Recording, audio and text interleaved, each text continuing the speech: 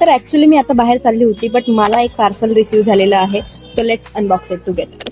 So हे parcel आपल्याला आलेलं आहे एलिगंट अँटी टार्निश कडून. सो आपण आता याला खोलूया.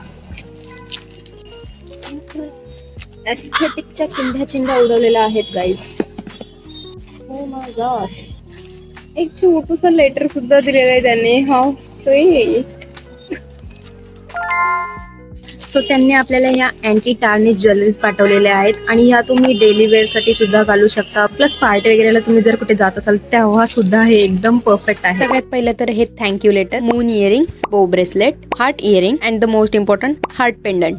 सो आपण आता याला एक एक करून घालूया.